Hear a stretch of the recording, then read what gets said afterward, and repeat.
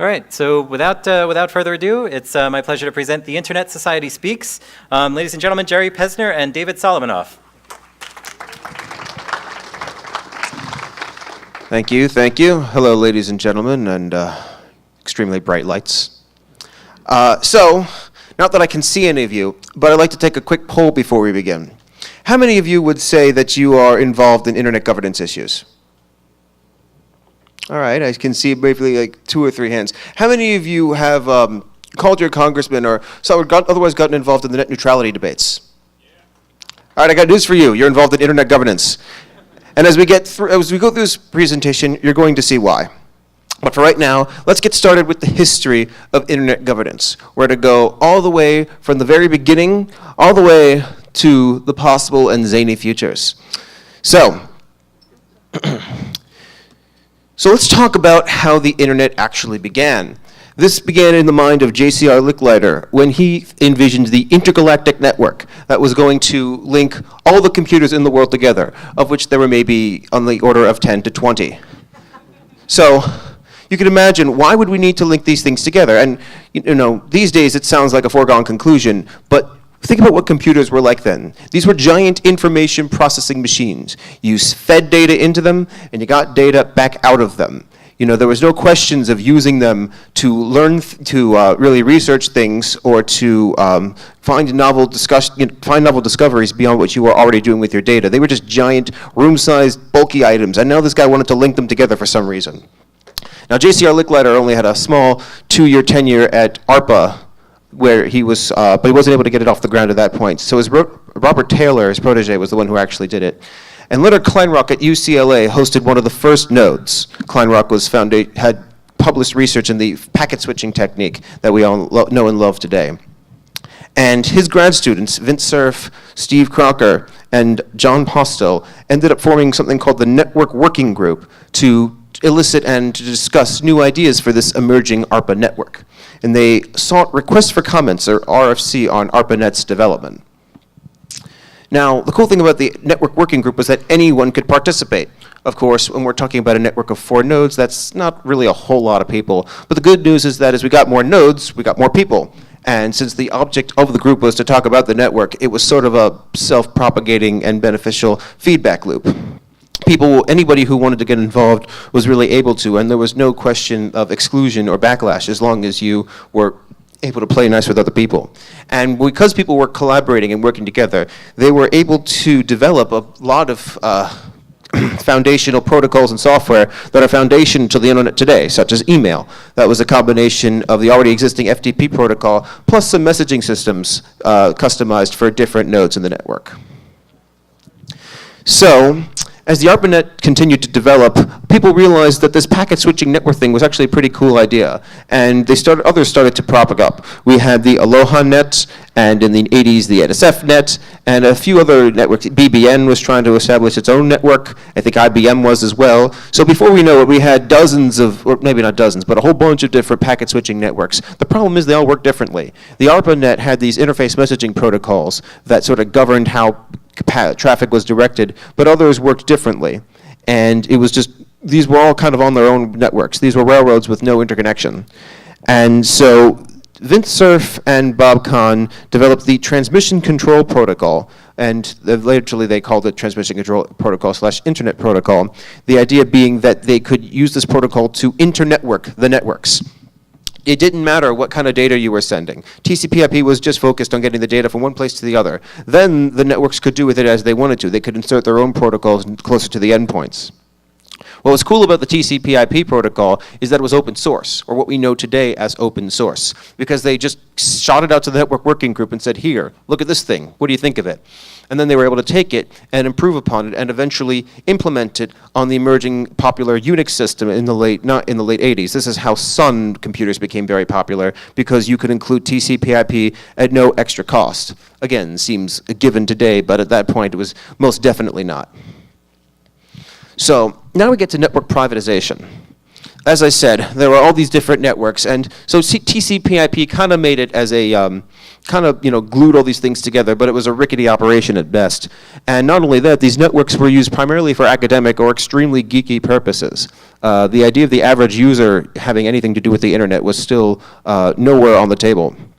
But then a little something called the World Wide Web came around, and people started to take notice. Suddenly there was human-readable text, yet you could change the font and style of. This was amazing. The ideas of having graphics, graphical user interfaces for the web, this was big stuff in the late 80s and early 90s.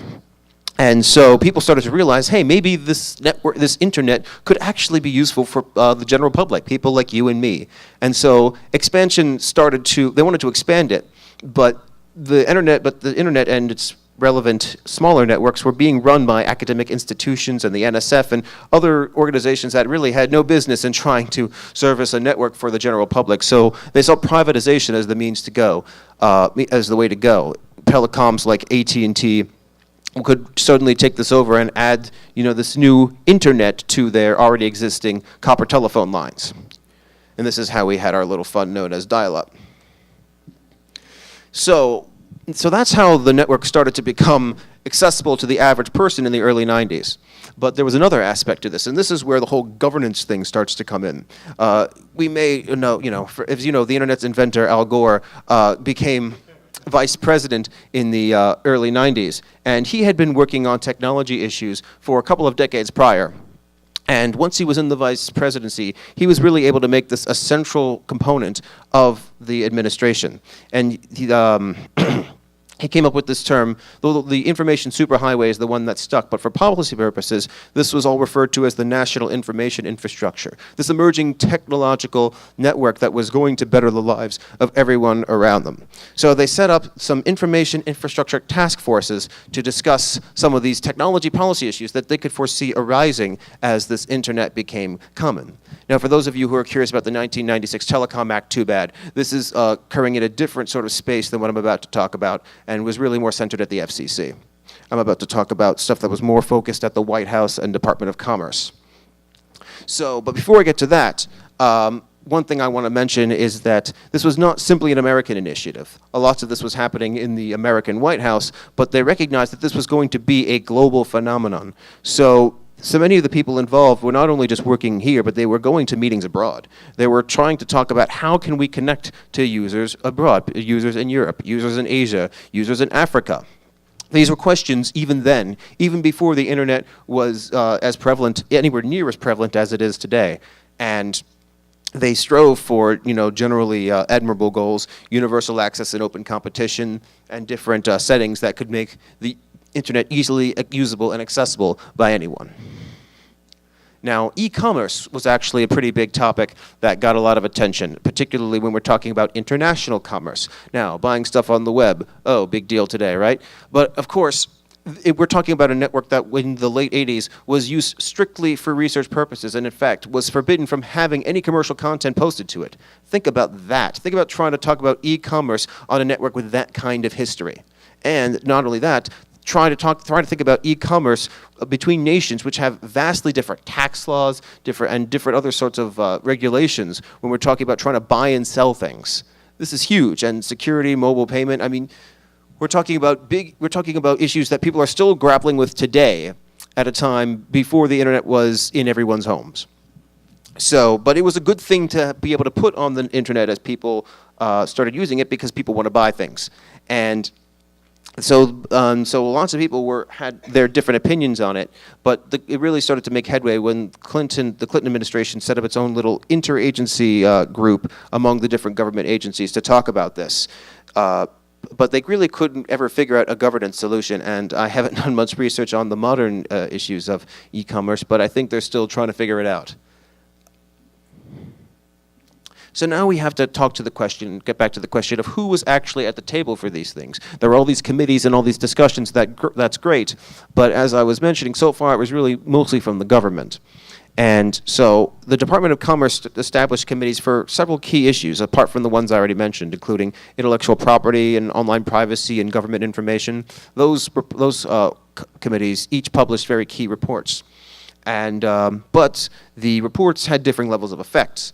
The privacy paper was really sort of, I talk about loose, like, well, you know, you should, if you're a company using personal information, you should probably tell your users what they're using it for. Simple, right?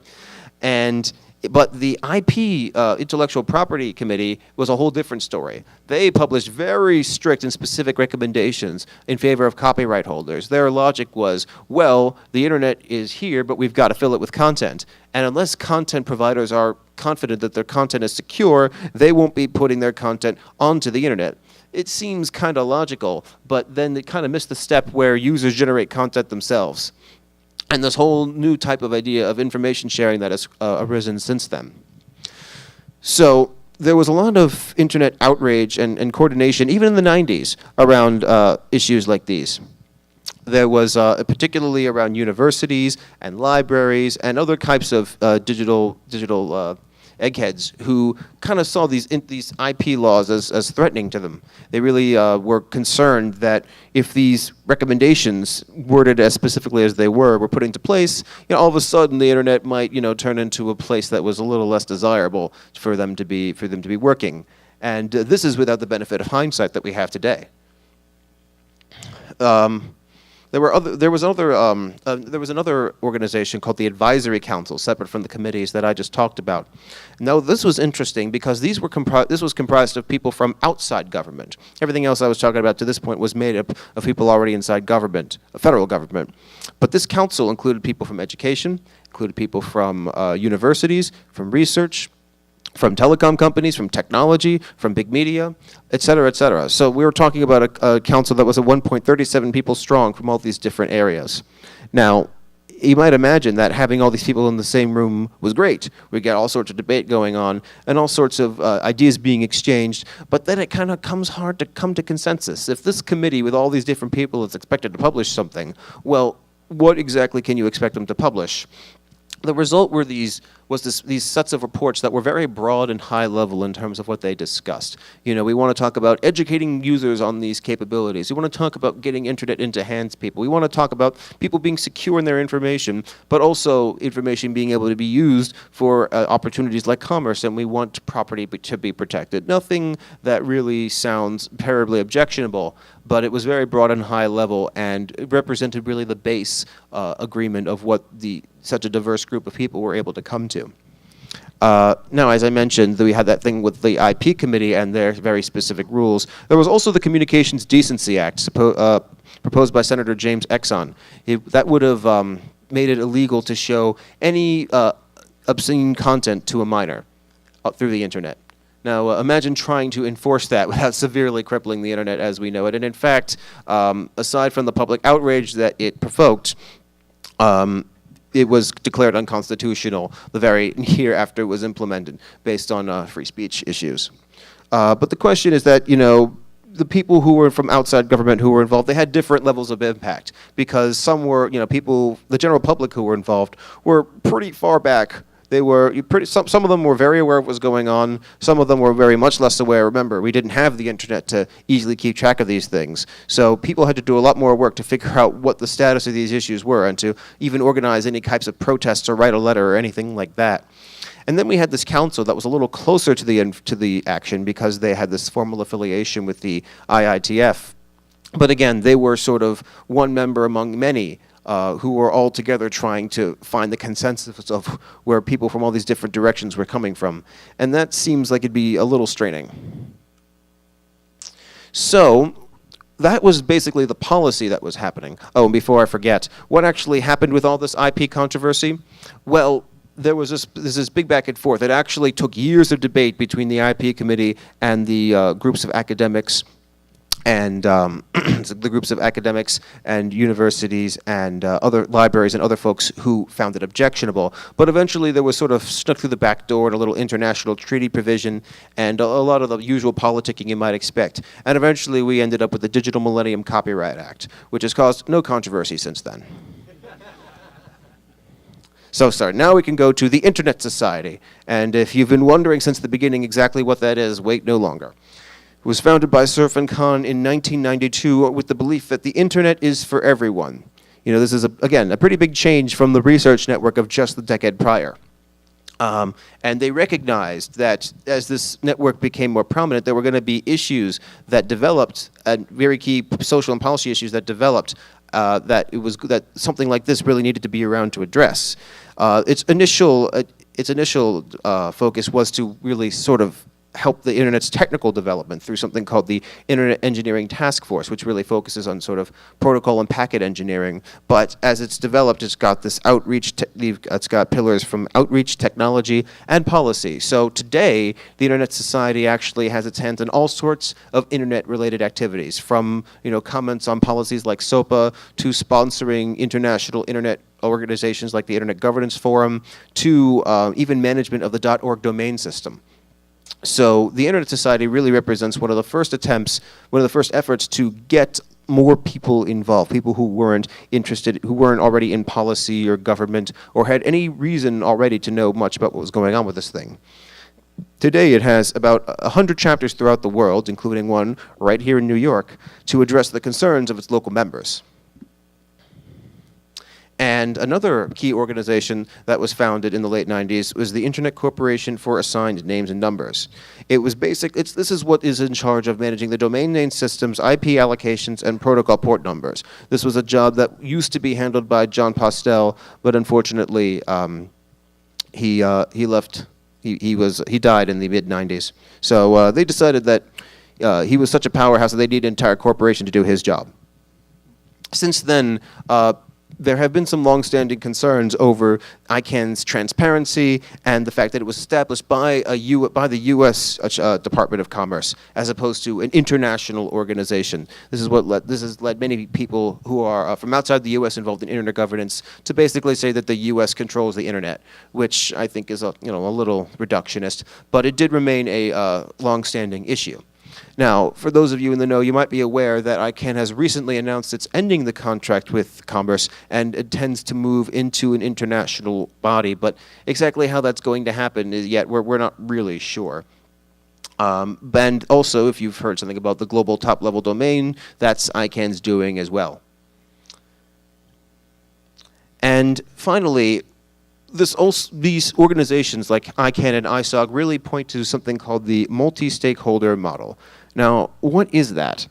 This is a change from, for those of you who are not political scientists, I'll fill you in, the traditional means of diplomacy and governance and policy agreements on a global scale was done through multilateralism. This is comprised of established states and diplomats and transnational corporations. We're talking about people on these types of scales here, which seemed appropriate before we had something like the internet. It was difficult to synthesize information about what was going on, and we as a people couldn't really communicate our interests and our ideas so effectively to the governments. So we kind of needed them to do a lot of this for us. But as the internet came into being, we had this multi-stakeholder model which seeks to bring every stakeholder in. That means if you are a user or otherwise involved with the internet in every way, you have a stake. But exactly how are we going to do that? And to this day, there isn't really a clear definition of what the multi-stakeholder model actually is or how it works. This graphic that I've got here is actually the only version, the closest thing I've found to any sort of definition of a multi-stakeholder model, any sort of clear definition. But even then, that leaves a lot of room for interpretation. And you can start to see how the history has led to very open questions of internet governance that have, and that's why we see a lot of debates today over issues like SOPA and Snowden and other issues in the internet where a lot of things really haven't been settled or defined all that much because they weren't defined back then either. But we do see how a lot of the discussions today mirror some discussions that were happening years and years ago as well. So the internet is a very young medium still, especially when it comes to its time in the public forum. And in terms of understanding how it's going to be governed and used, it's very much remains an open question. It's not a utility that we can come to expect like electricity or running water. And many people do tend to think that way. But it is still something that is become inordinately central to a lot of what people do, a lot of what people in this room do. And it would be a mistake to not be aware of these key governance issues. So I'm going to stop it here and let David Solomonoff here take over and bring us into the future. Thank you.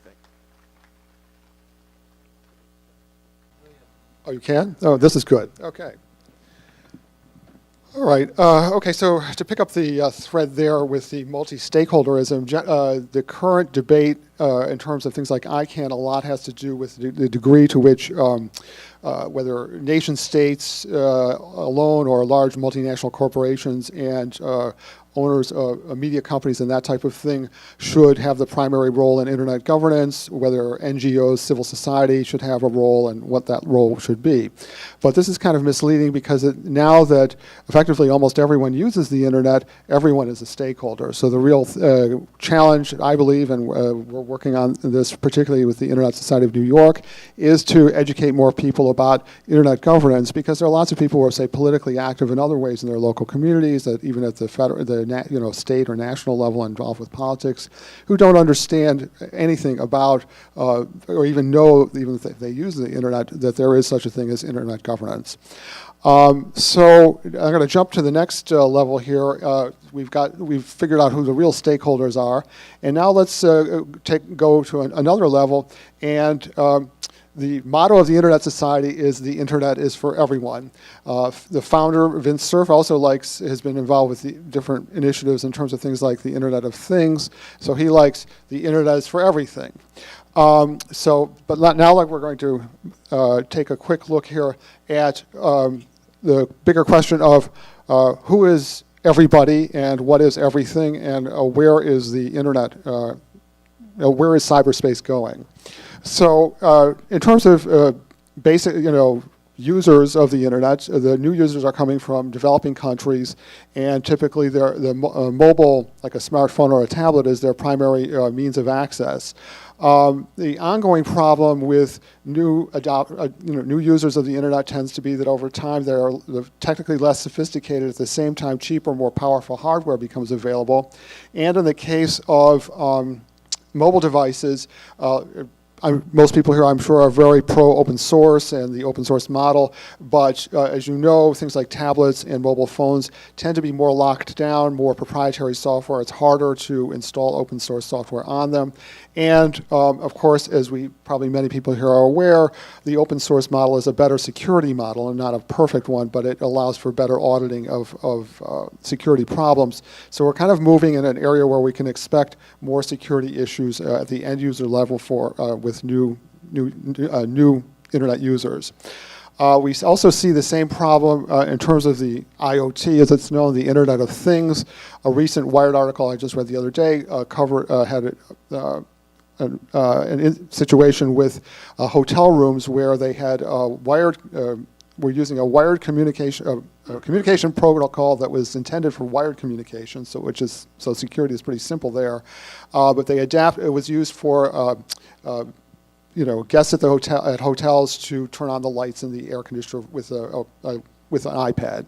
But they adapted that wired communication protocol that had no security, put that on a wireless network because it was just the easy thing to do. And so, of course, that meant that if you're a malicious hacker, you could turn off somebody else's air conditioning on a hot day and that type of thing. So we may be seeing more incidents of that as there's a push to take things in the same way. At the early days of the web, there were, the corporate mainframe was put online sometimes for e-commerce without proper consideration of the security. We may be seeing a lot of incidents in the world of the Internet of Things with devices, embedded devices, sensors and such, where there are security problems. We're looking at a point where the Internet of Things and wireless connected devices like sensors and the like are going to be expanding massively because of a couple of trends here. Most people here have heard of Moore's law, that every 18 months a new computer chip has got double the density in terms of transistors on it. There's also something called Kuhme's law that is similar for actual energy efficiency in electronics. So that is to say that the actual power that's needed to operate a certain type of computer with a certain capacity is dropping massively. And what that means is that there's an interesting, Charlie Strauss, a futurist and sci-fi author, recently had an interesting blog post where he speculates that by 2030 that a city would be able to cover every square meter of the city with sensors or embedded devices that would be quite powerful for the cost of currently what it costs them to clean the streets. So naturally, there's a lot of data and there's major kinds of privacy issues there. At the same time, it cuts two ways. If general purpose computers become tiny and ubiquitous, we can also have cool things like this, which okay, let's see, go here. Okay, right. Okay, all right. So, oops, whoa, okay, sorry, folks. Okay, yeah, that's right. Okay, can we page down here? Okay, so this is a Raspberry Pi that's been set up specifically to be used as a Tor router. And it's pretty inexpensive. This is from the Adafruit website, and it's like $100. So you can imagine that in a few years that it would be possible to make lots of these incredibly tiny, incredibly cheap, and distribute them throughout, say, an urban area. So on one hand, you have problems with surveillance that becomes ubiquitous, but at the same time, you have the ability to route around damage and censorship and the like in a way that it's never been possible before.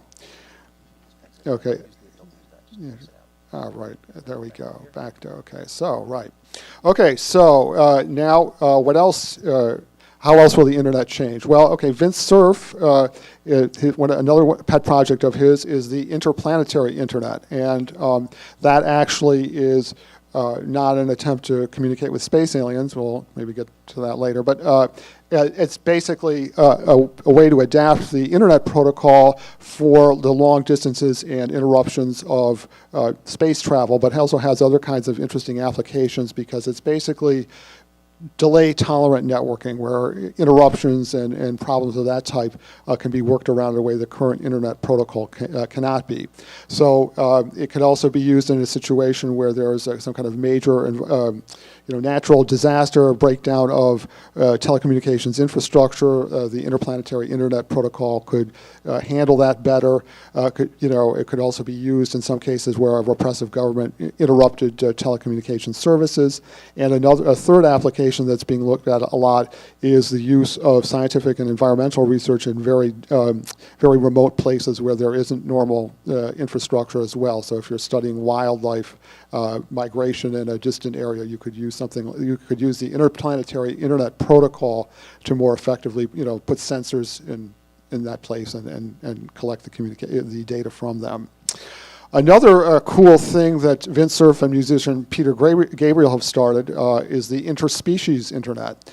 So again, our definition of a multi-stakeholder is expanding quite a bit. The interspecies internet is an attempt to communicate with intelligent creatures that are not human, like dolphins and such, using different kinds of digital interfaces, teaching them to, for example, having a really waterproof, of course, a large tablet computer which a dolphin might learn to, bump with different sections of the screen, the touch screen with his nose, and learn to communicate that way. So obviously, down the road, we may be looking at some very different kinds of stakeholders in the internet.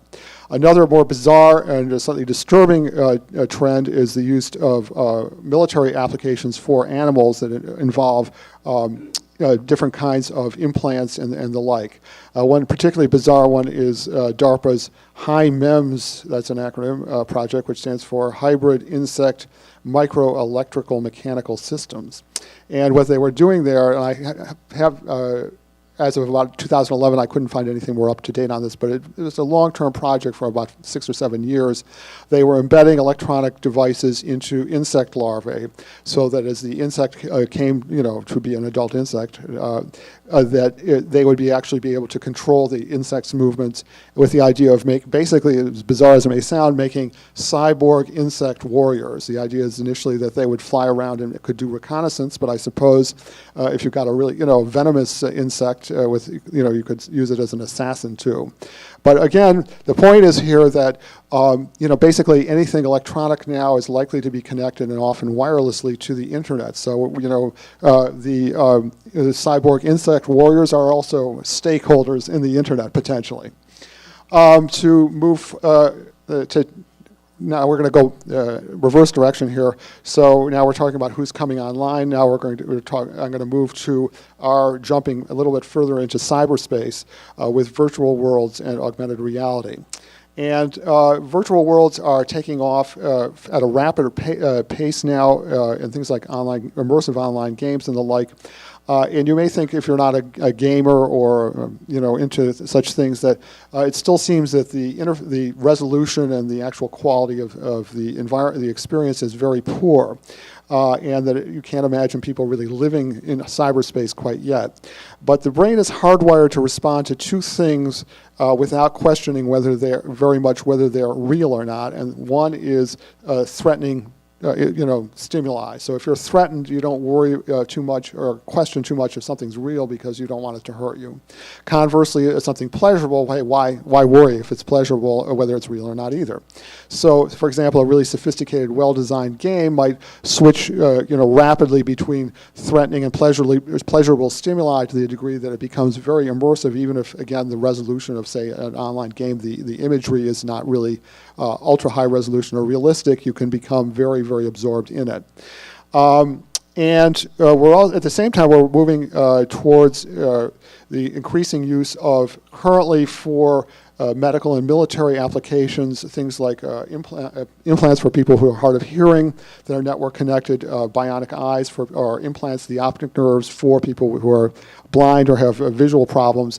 But obviously these types of things can be used just as a general purpose in replacement for the current monitors that we have. So basically we're looking at a situation where the sense of self will be changing rapidly if you have this stimuli that's coming from cyberspace or somewhere else feeding directly into your brain.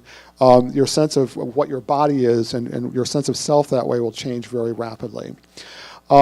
And also what we're seeing is a shifting sense of self and loyalty to institutions that's changing, partly because of things like younger people feeling alienated, having economic difficulties and so forth. One study found that people's life satisfaction with their lives in the real world was kind of inverse to their satisfaction in their, say, if they do a lot of things in Second Life or what have you. Their Second Life existence, if that was very positive and they were very happy, it was probably because their physical life in the physical world and meat space was not as good. So we're seeing with people who are younger people who are being, due to economic disparity and other kinds of issues, alienated from political and economic systems in the real world, moving rapidly to spending more and more time in virtual worlds.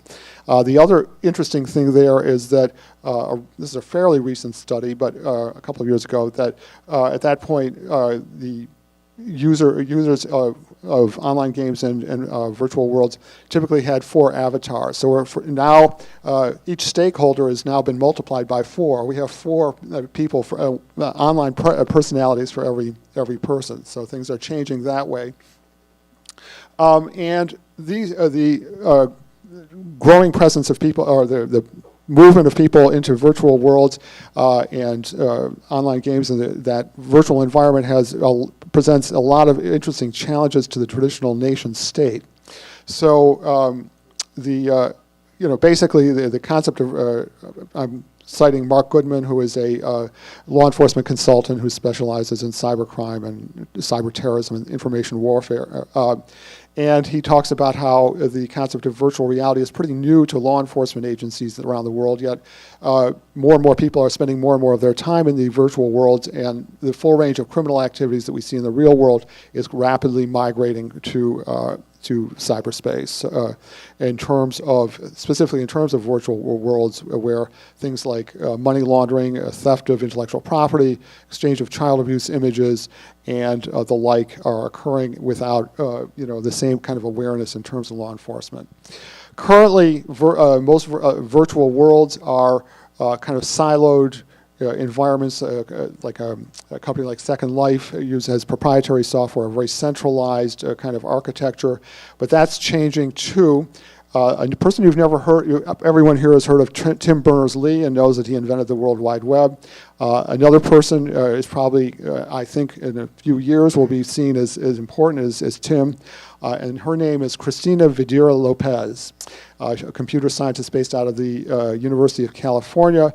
In 2009, she developed the hypergrid, and that's an open source technology for doing what in virtual worlds what the web does for the internet. So that is, it makes interoperable virtual worlds so that you can go from your avatar can go from one world to another. And this opens things up radically, but it also presents interesting problems in terms of intellectual property and that type of thing. What can you take from one world to the next? Some kinds of issues, much more complex, but similar to ones that have mostly been dealt with in the web a long time ago.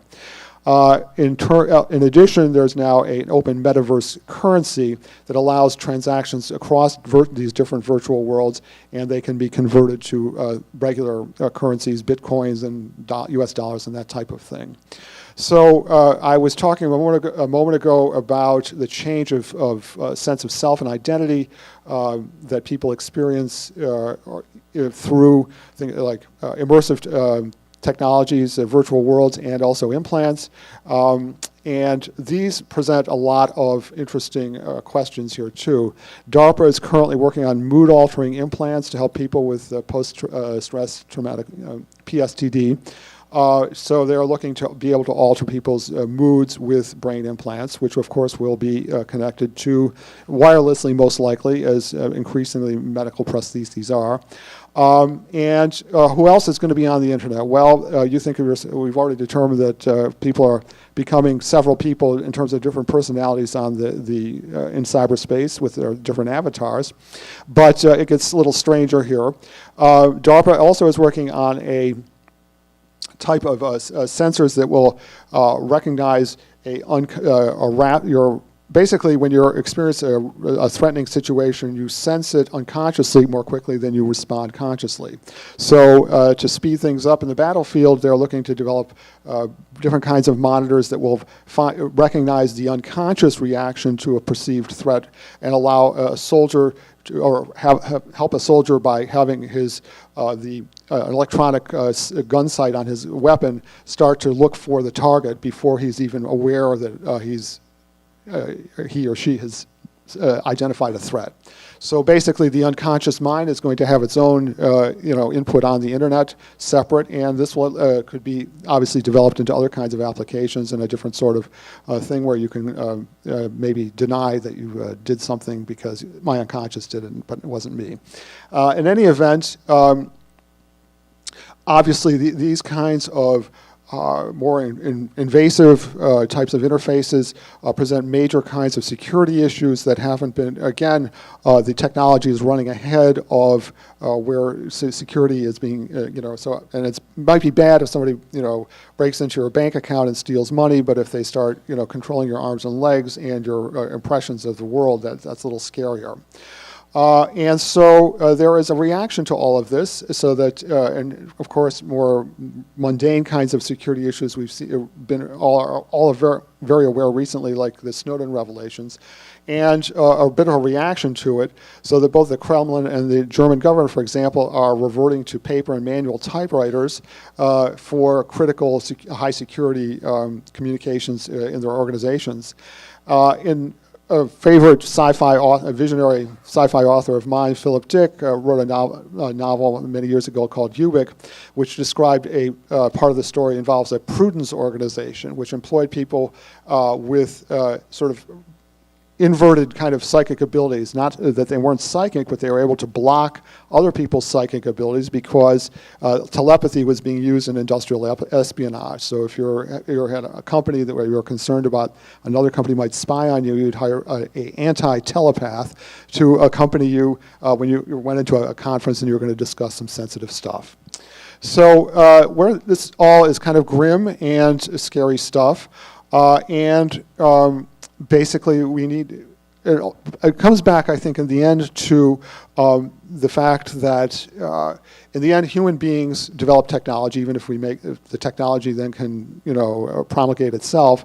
And ultimately, what has to be built into the technology is an ethical sense. And as machines become more intelligent, we need to do that even more so. Eben Moglen, who is a friend of the Internet Society of New York, important software freedom advocate and did a lot of legal work for the Free Software Foundation as well as teaching at Columbia, warned specifically about mobile devices that knew too much and whose inner workings were not understood. And he suggested that there be that the ethics, some kind of ethical behavior be programmed, hardwired into intelligent machines. And he was kind of thinking a little bit of, Isaac Asimov's I, Robot, of course.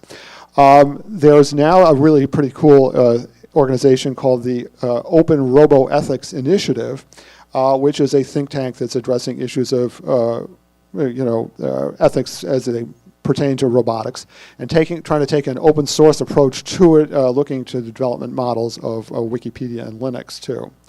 The final question here, I guess, and this gets back to the issues of a little bit of internet governance. The real question is whether a human community can get to the Internet Engineering Task Force credo of rough code and consensus, whether rough consensus and running code. I knew it was something like that.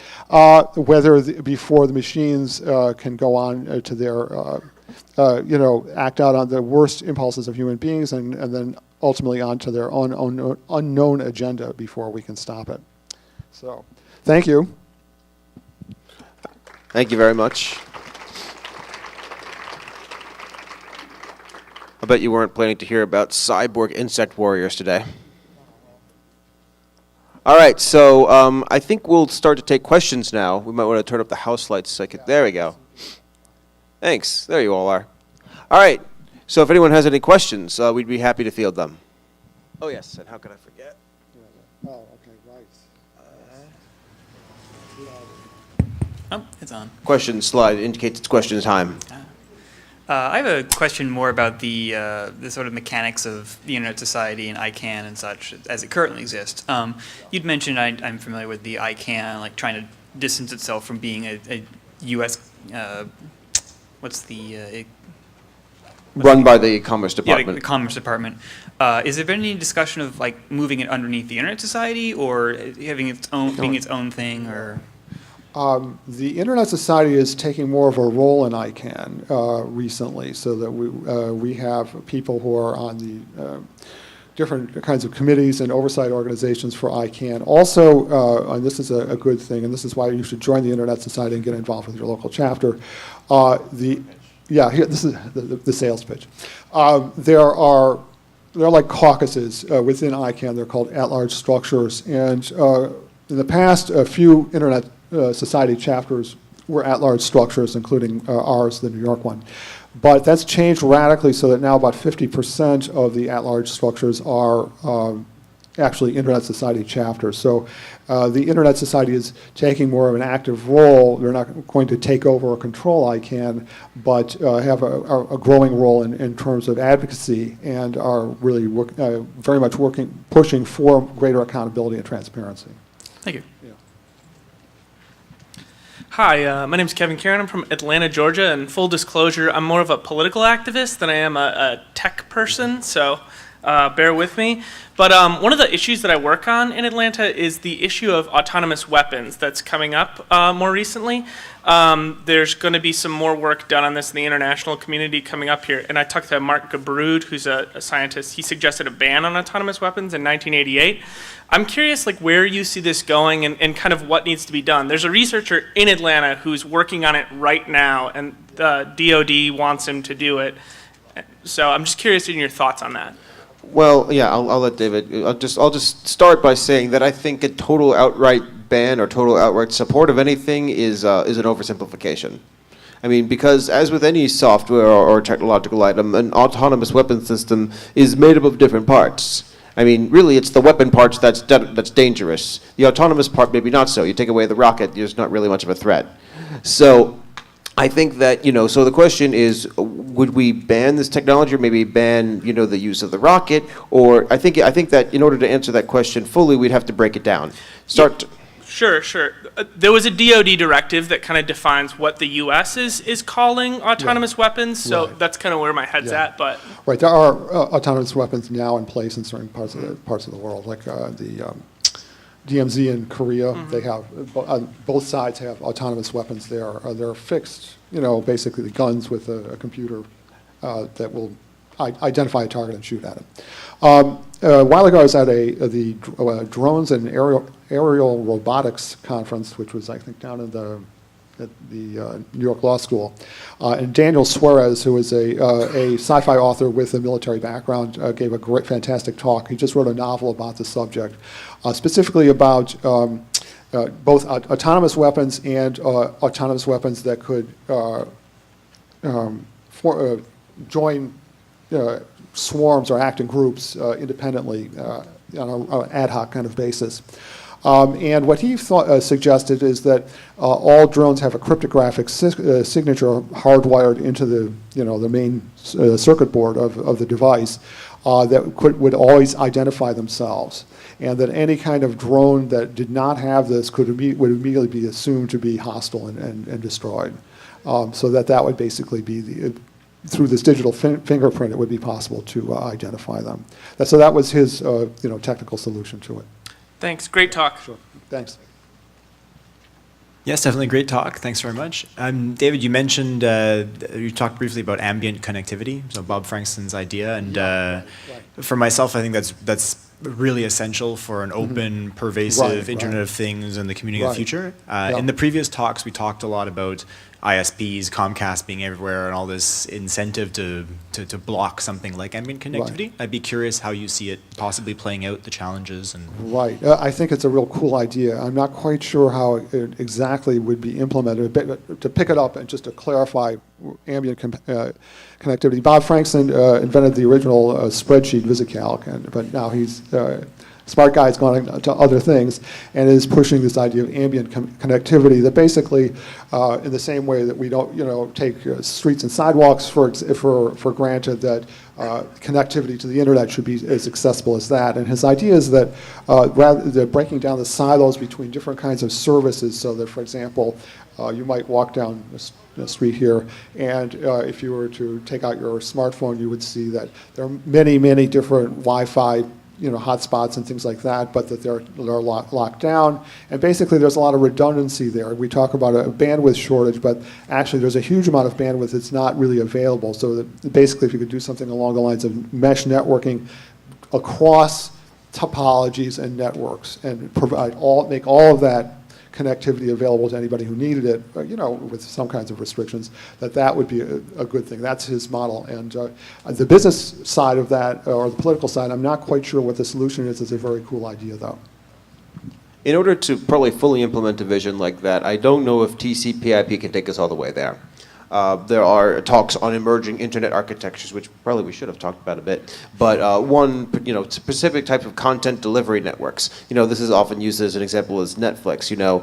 Rather than trying to, if you're trying to watch Netflix and it's a busy time of day, you shouldn't just request the main Netflix server. There should be content servers that can provision the content closer to where it actually needs to be. And if we stop talking about IP addresses and start breaking down internet content in terms of what it actually is, then we can start to get to where we're trying to go a lot quicker, and ambient connectivity becomes a lot more possible in that kind of context. awesome. Thanks for sharing your thoughts. Hi, first off, thanks for your talk. It was fascinating. My question is, I think the internet's one of its greatest strengths has been its lack of regulation, its lack of any of these current political structures that we have in most other areas of life, and it's allowed a great amount of flexibility. Is that something that we really want to be aiming to have more of in the future, or is the current chaotic architecture actually like a great strength and something we should strive to keep? I'm sorry, the current what architecture? Chaotic architecture. Oh, chaotic? Yeah, we want to, the design of the internet in terms of being kind of permissionless, in terms of your being able to offer new service on your own server and so forth, that is very important. And certainly something that we at the Internet Society, and particularly of Internet Society of New York, want everyone to be a first-class citizen on the Internet. That is to say, a lot of times if you have residential broadband service, it's really designed for you to be a passive consumer. It's asymmetrical. You can't upload as much as you download, and you may not be allowed to have servers in your home. According to the AUP, acceptable use policy or whatever. And no, we're very much for a decentralized model and things like mesh networks, and outside of security and other kinds of real law enforcement kinds of issues that are legitimate, that people should be able to do what they want. That's very much what we're about, and including independent community networks and that type of thing. We're very much for that. Yeah. Sure. Thanks. You talked a little bit about the robots becoming autonomous and doing whatever they're wanting with their nefarious. Could you talk a little bit about your thoughts on the Kurzweil thing and the exponential increase of technology and the singularity, how that I have an opinion about that. Yeah, Is that the question? Yeah. I'd like to hear your opinion. Yeah, I just saw him give a talk the other day. I have a couple of thoughts. One, I'm a technologist. I believe that there is something beyond our current technology in terms of the human spirit and consciousness and such. And I think that I don't think that machines are intelligent in the way that humans or living beings are, and that the type of intelligence that we have is radically different. I think the biggest thing to do is to understand how our current technology is really different, even if it's supposedly intelligent, how it's different from human or organic sentient consciousness, and to understand some of the ethical and moral issues there. I think that's very important. My crystal ball is a little cloudy here. Probably Moore's law is going to continue more or less, and Kumi's law and the like, and so that the current kinds of technology are going to get more powerful.